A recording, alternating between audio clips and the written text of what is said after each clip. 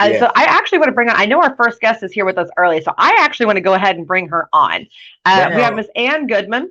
All She is right. And right wonderful here in HR Dallas with me. professional and right there in Dallas with you. That's That's right. right.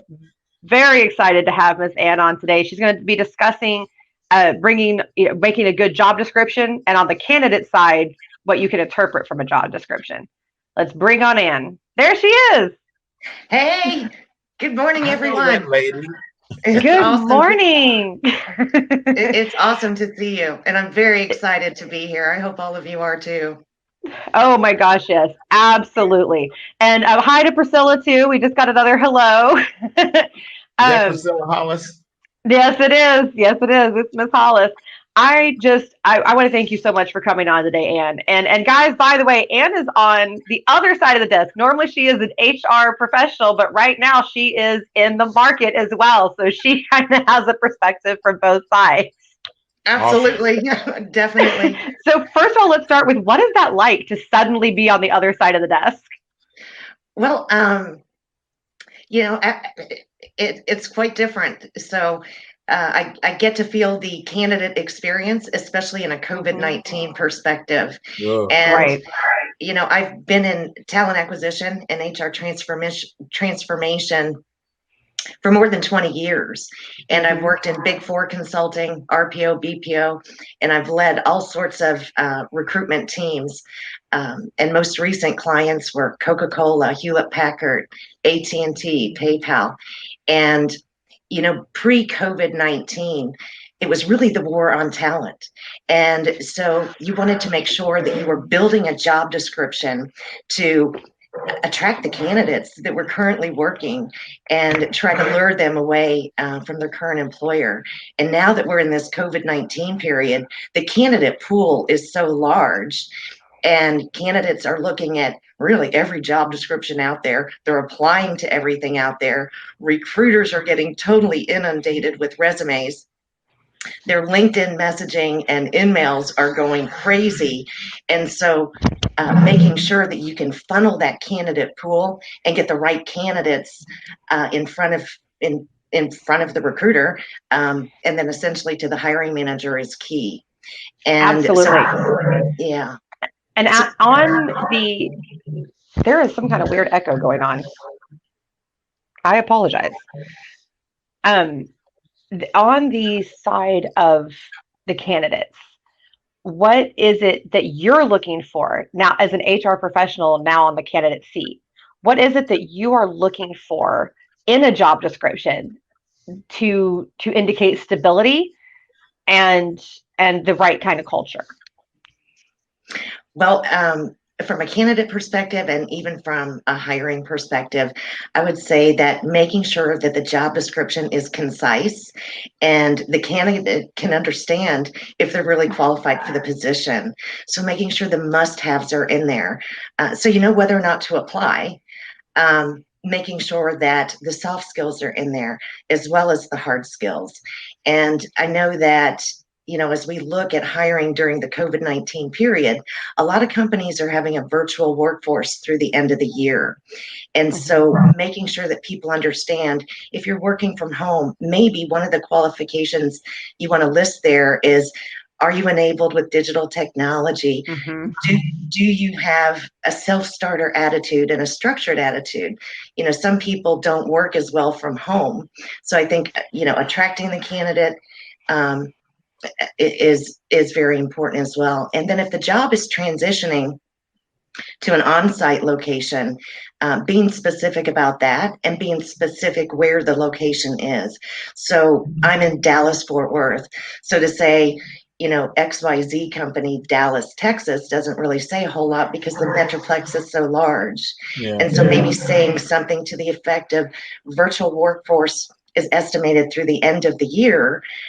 After that time frame, the work location is 123 Main Street, so the person knows that they're going to be traveling downtown. Some people Right. may not want to make that commute.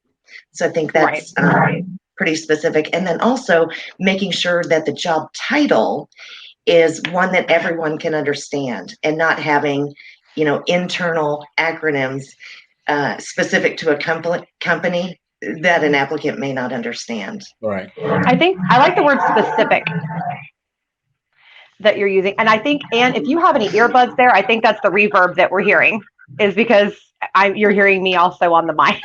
I think that's what that is. The word specific is so important there, because so many times these job descriptions, and Foster, you and I have talked about this, they're so vague. And you're going, what is this? I don't even understand what this job is. And even down to the location, like you said, DFW is massive. And I have seen dozens upon dozens of job recs that say DFW Metroplex. Okay, well, there's an hour commute difference between Louisville and Duncanville, right? Right. So I need to know where dynamics of downtown are different. Ann was just mentioned it. The downtown dynamics here in Dallas are remarkably different from just anywhere else. Right, 100%. So I think the word specific is very important. So recruiters, if you're doing a job description, if you're typing up a job description, make sure you are specific. Give location, benefits. I think listing the benefits very specifically is highly important. Would you agree with that, Ann? I would. And, some people, especially when we had the war on talent, for executive hiring in particular, lots of times compensation would not be listed because you were looking just to get any talent that you possibly could, because of such a shortage in the labor market. And you would potentially present candidates that were outside of range because that was the flow that you had. I believe in today's environment, personal opinion is I would list compensation.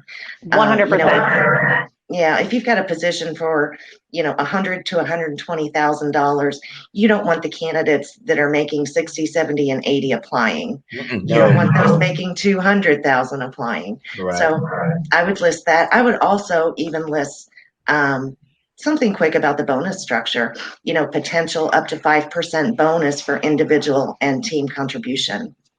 Absolutely, 100%. I agree with that. Can you mute me again, Ann? There you go. There we go. So I think too, I think that being specific, like you said, the compensation needs to be on there. And recruiters, this is huge. Please stop posting jobs without anything listed about the salary requirement. You know what the budget is. And if you don't, make your client tell you. If you're a recruiter, and if you're an HR person, you know what the budget is. Come on. You need to put something on there. That's a clear and concise communication. And a lot of candidates out there see it as very shady if you don't list that, right? They get very afraid. They get very sketchy. Foster, what's kind of your take on that?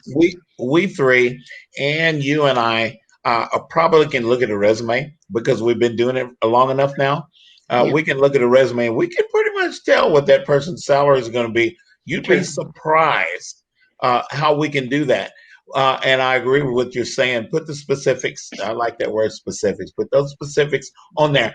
Now, there are a lot of recruiters, guys, that have not been recruiting as long as us three. And those guys are learning the craft. And we hiring managers, I say we because I used to be one. We hiring managers need to help those recruiters. Here's a process that we don't like. I think both of you guys are going to laugh at this. A lot of times we'll get a job posting. We will have a hiring manager say, I need to hire this person. Oh my God.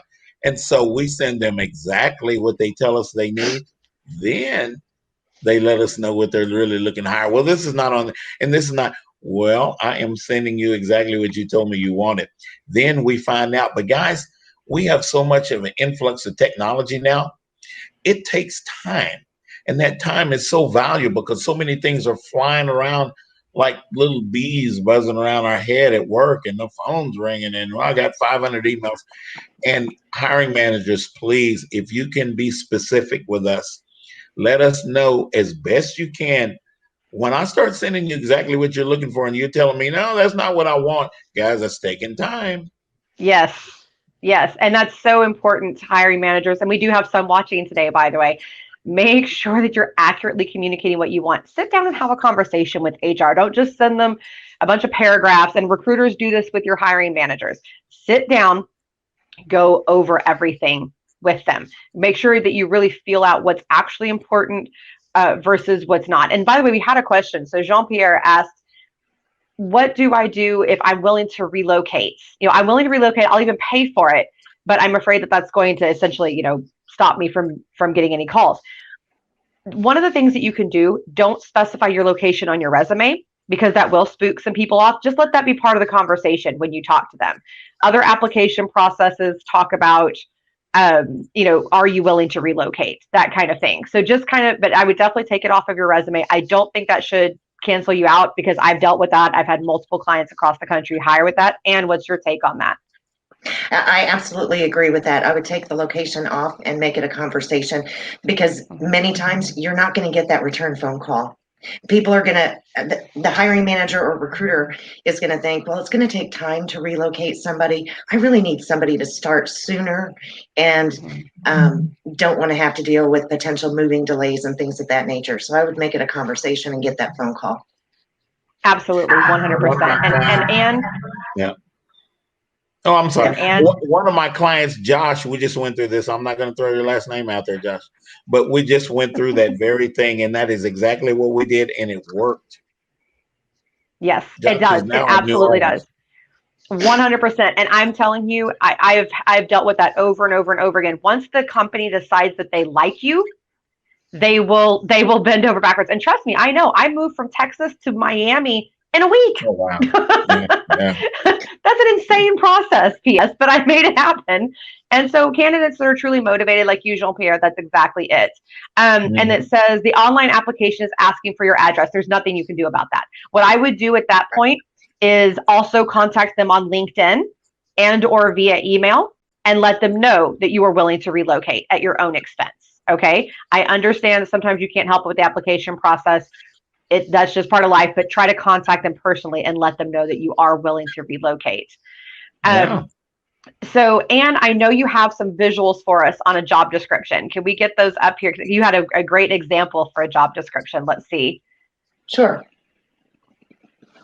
All right. And kind of walk us through there what you like about this description and why, if you could. Sure, absolutely. So this is an actual live job description for Success Factors implementation individual. You can see the street address is listed specifically, and for some reason it's not showing up real clear on here, but I have another copy in front of me. From an overall job title, it's one that people can understand because it's very specific and not specific to the company.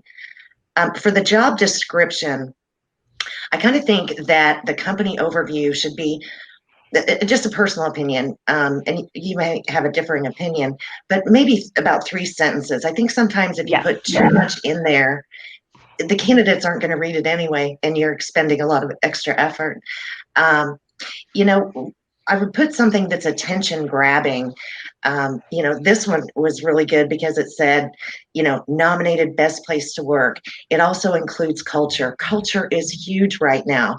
We have a big diversity and inclusion efforts from a hiring perspective and, from a country perspective. And in here, they're attracting culture with an all-inclusive environment, but then looking at diversity and inclusion, saying that they've been ranked in Consulting Magazine, in Working Mother Magazine, in Diversity Inc. So I think those are good, unique qualifiers to get somebody really interested in the organization. And I do think culture is key. From 100%. And from a job summary perspective, this goes into detail on what the day-to-day specific activities are. So it's the day-to-day activities, it's the solid foundational knowledge as it relates to functional and IT in human resources. It's got the technical capabilities for the type of systems that they'd be working with, and then the support from an implementation perspective. And then I like from qualifications, the must-haves here. So a candidate knows they should not be applying if they don't have the must-have skills, and that's going to get your funnel to the right candidates coming in. So this is saying you must have a minimum of 5 years in HRIT, and if you don't, then you shouldn't be applying. And from an ATS perspective, that should weed them out on the knockout questions. I would use these as knockout questions in the ATS to knock them out. The prior implementation experience, the prior systems experience, etc. And then from an ending perspective, this goes ahead and lists what the compensation is, what the bonus potential is, as well as it has the affirmative action and EEOC disqualifier, stating that all applicants are not judged upon race, gender, sexual orientation, etc. And I do recommend that go on every job description as well. 100%. Can you take care of the sound? There we go. All right. So on the, first of all, on the must-haves, that's something that Foster and I are both very, very passionate about. Communicate what is actually necessary, HR and recruiting people, versus what is not so necessary, right? And what is just a nice to have. And the other side of that too is on the job seeker side, if you see something and it is bolded and it is italicized and it is underlined and it is in capital letters and you don't have it, please don't apply. Please do not do that. You're not going to get the job. I understand that you may have so many other qualifications, but that one thing is so important that they've made a big point of it. If you don't have it, don't even try. And now, Foster, we always talk about this too. When it comes to a job description, what percentage of the requirements would you say that a job seeker should have in order to apply to a job? Now we're talking about the requirement, guys, not the nice to have, but the requirement. I like the way you stated that, Catherine. Oh my goodness, that's not me, is it? Okay. No. Those requirements, guys, the absolute must-haves, we need to have at least probably 80% of that. Yes. And the ones that we don't have an explanation ready as to maybe why or why not. We want to study the company. Well, I just got through talking about this. Andy Cook and I just were the speakers at our project management focus group, and we were talking about this very thing. And guys, make sure that we're explaining, understand that company, study that company, be ready. The last thing that Catherine and Ann and Foster, any other hiring managers want to do is hire somebody that's not showing any real moxie for the position. Have you done your homework? Are you interested in what I'm doing? I understand, guys, that there are a lot of activity here in Dallas-Fort Worth. There's a lot of activity. But if we are truly interested in a job, we will show our homework that we've done and our excitement about what they're asking for. We will have questions that are specific to those very things that we're talking about right now, the requirements of that job. We will have questions that will help us get answers from the hiring manager that can explain to us why it may or may not be the little 20% that we don't have that's asked for.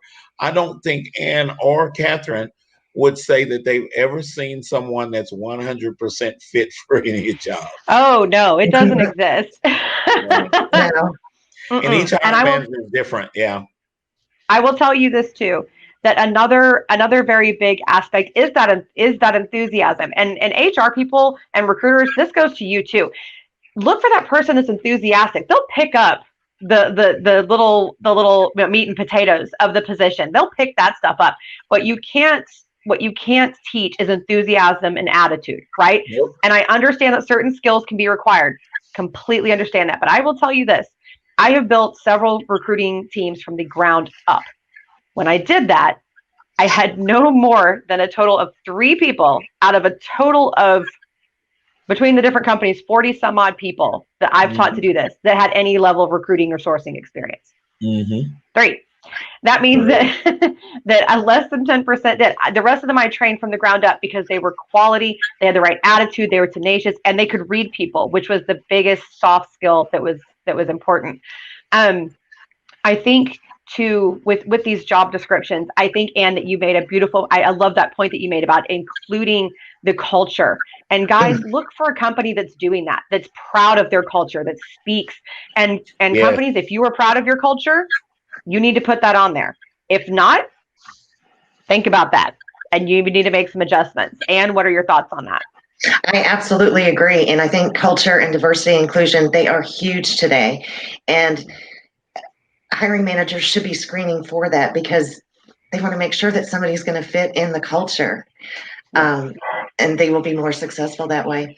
Another interesting point that I wanted to mention is there were some studies that were done by Big Four, and it talked about how an ideal job description is very succinct, very specific, and 1,200 to 2,000 characters. So it's not so long where you lose the candidate, but it also explains enough and exactly what you're looking for to make sure you're drawing the right candidate pool. Yes, I want to add 100%. something on that if I can, Catherine. You know what? This sounds crazy, but it's true, guys. It's true anyhow. That's what my dad used to say. A robot doesn't even want to hire a robot. So we're talking about where that spark is in the candidate, guys, the excitement that we're showing for the position. A lot of times now, all three of us here, me, Ann, and Catherine, have had, okay, we've got a position and we've got 3 stellar candidates on paper that the hiring manager he's excited about. But he will hire that one that has that spark. He will hire the one that shows that interest and the one that those intangibles fit what he feels would be a good addition to his team. 100%. Yeah, it almost goes to the likability and the culture fit.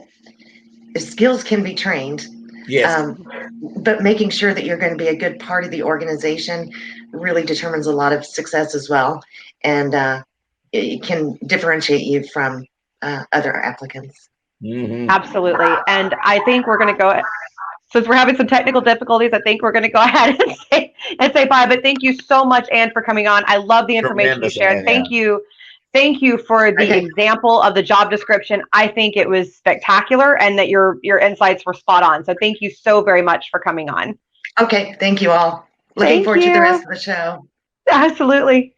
And guys, connect with Ann. Ann is spectacular. I got to have a whole conversation with her very recently, and she really knows her stuff. She's very passionate. She's very friendly. Yeah. So connect with her on LinkedIn.